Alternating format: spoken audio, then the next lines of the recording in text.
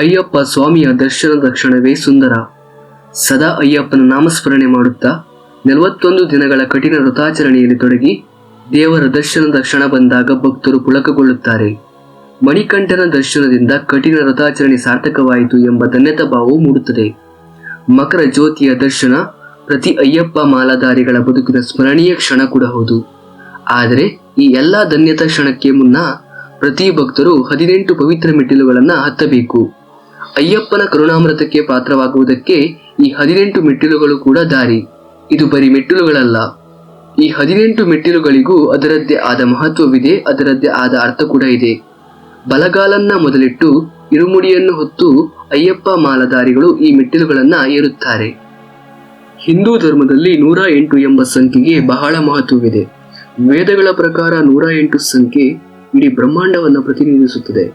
ಜಪಮಾಲೆಯ ಮಣಿಗಳಾಗಲಿ, ಭಾರತದಲ್ಲಿರುವ ಪವಿತ್ರ ಕ್ಷೇತ್ರಗಳಾಗಲಿ, ಶಿವನ ಸ್ವರೂಪವಾದ ನಟರಾಜನ ನಾಟ್ಯ ಭಂಗಿಯೂ ಆಗಿರಲಿ, ಎಲ್ಲವೂ 108. ಇವಷ್ಟೇ ಅಲ್ಲದೆ ಇನ್ನೂ ಅನೇಕ ಧಾರ್ಮಿಕ ನಂಬಿಕೆ ಆಚಾರಗಳಲ್ಲಿ 108 ಅವಿನಾಭಾವ ಸಂಬಂಧವನ್ನು ಹೊಂದಿದೆ. ಹೀಗಾಗಿ ಈ ಸಂಖ್ಯೆ ಮಂಗಳಕರ ಎಂಬುದು ನಂಬಿಕೆ. ಈ 108ರ ನಡುವೆ ಇರುವ ಶೂನ್ಯವನ್ನು ತೆಗೆದರೆ ಅದು 18 ಆಗುತ್ತದೆ. 18 ಕೂಡ ಸಾಕಷ್ಟು ಪ್ರಾಮುಖ್ಯತೆಯನ್ನ ಹೊಂದಿರುವ ಸಂಖ್ಯೆ. ಮಹಾಭಾರತದಲ್ಲಿ 18 ಪರ್ವಗಳಿವೆ, ಭಗವದ್ಗೀತೆಯಲ್ಲಿ 18 ಅಧ್ಯಾಯಗಳಿವೆ. ಅಂತೆಯೇ 108ರಲ್ಲಿ ಒಂದು ಪರಮಾತ್ಮ, ಶೂನ್ಯ ಮಾಯೆ ಮತ್ತು 8 ಎಂಬ ಸಂಖ್ಯೆ 8 ಜೀವಾತ್ಮಗಳು ಎಂಬುದು ನಂಬಿಕೆ. ಈ 108ರ ನಡುವೆ ಇರುವ ಶೂನ್ಯವನ್ನು ತೆಗೆದರೆ 1 ಮತ್ತು 8 ಒಟ್ಟಿಗೆ ಸೇರುತ್ತದೆ. ಅಂದರೆ ಪರಮಾತ್ಮ ಮತ್ತು ಜೀವಾತ್ಮದ ನಡುವಿನ ಮಾಯೆಯನ್ನು ತೆಗೆದರೆ ಇಬ್ಬರು ಒಟ್ಟು ಸೇರಬಹುದು. ಅಂದರೆ 18 ಎಂಬುದು ಇಲ್ಲಿ ದೇವರ ಸಾಕ್ಷಾತ್ಕಾರದ ಸಂಖ್ಯೆ ಎಂಬ ನಂಬಿಕೆ ಕೂಡ ಇದೆ.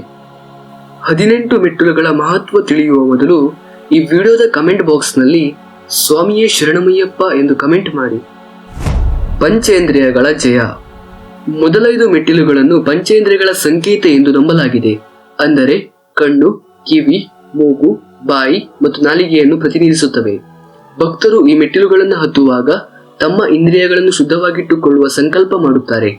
ಕಣ್ಣುಗಳಿಂದ ದೇವರ ರೂಪವನ್ನು ಮಾತ್ರ ನೋಡುವುದು, ಕಿವಿಗಳಿಂದ ಭಜನೆಗಳನ್ನು ಮಾತ್ರ ಕೇಳುವುದು, ಮೂಗಿನಿಂದ ದೈವಿಕ ಸುಗಂಧವನ್ನು ಮಾತ್ರ ಗ್ರಹಿಸುವುದು, ನಾಲಿಗೆ ಮತ್ತು ಬಾಯಿಯಿಂದ ಶುದ್ಧ ಮಾತುಗಳನ್ನು ಮಾತ್ರ ಆಡುವುದು ಮತ್ತು ಸದ್ಭಾವನೆಯನ್ನು ಮಾತ್ರ ವ್ಯಕ್ತಪಡಿಸುವುದನ್ನು ಇದು ಸೂಚಿಸುತ್ತದೆ.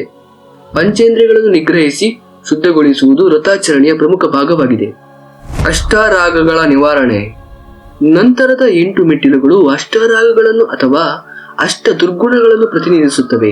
ಕಾಮ, ಕ್ರೋಧ, ಲೋಭ, ಮೋಹ, ಮದ, ಮತ್ಸರ, ಕಪಟತನ ಮತ್ತು ದ್ವೇಷ. ಈ ಮೆಟ್ಟಿಲುಗಳನ್ನು ಹತ್ತುವಾಗ ಭಕ್ತರು ಈ ದುರ್ಗುಣಗಳನ್ನು ತೊರೆದು ನಿಷ್ಕಲ್ಮಶ ಮನಸ್ಸಿನಿಂದ ದೇವರ ಕಡೆಗೆ ಸಾಗುವ ಸಂಕಲ್ಪ ಮಾಡುತ್ತಾರೆ. ತ್ರಿಗುಣಗಳ ಅರಿವು. ಇದರ ನಂತರದ 3 ಮೆಟ್ಟಿಲುಗಳು ಸತ್ವ, ರಜಸ್ಸು ಮತ್ತು ತಮಸ್ಸು ಎಂಬ 3 ಗುಣಗಳನ್ನು ಪ್ರತಿನಿಧಿಸುತ್ತವೆ.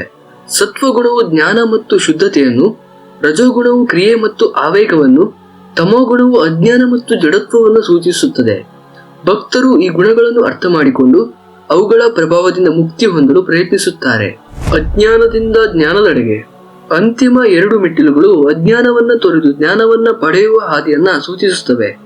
ನನ್ನದು ಎಂಬ ಅಹಂಕಾರವನ್ನು ತ್ಯಜಿಸಿ ಎಲ್ಲ ಸಂಪತ್ತು ಮತ್ತು ಸಂಪರ್ಕಗಳು ಭಗವಂತನಿಂದ ಬಂದವು ಎಂಬ ಜ್ಞಾನವನ್ನು ಇದು ಪ್ರತಿಬಿಂಬಿಸುತ್ತದೆ. ಈ ಜ್ಞಾನವನ್ನು ಪಡೆದ ನಂತರವೇ ಭಕ್ತರು ಅಯ್ಯಪ್ಪ ಸ್ವಾಮಿಯ ದರ್ಶನಕ್ಕೆ ಅರ್ಹರಾಗುತ್ತಾರೆ.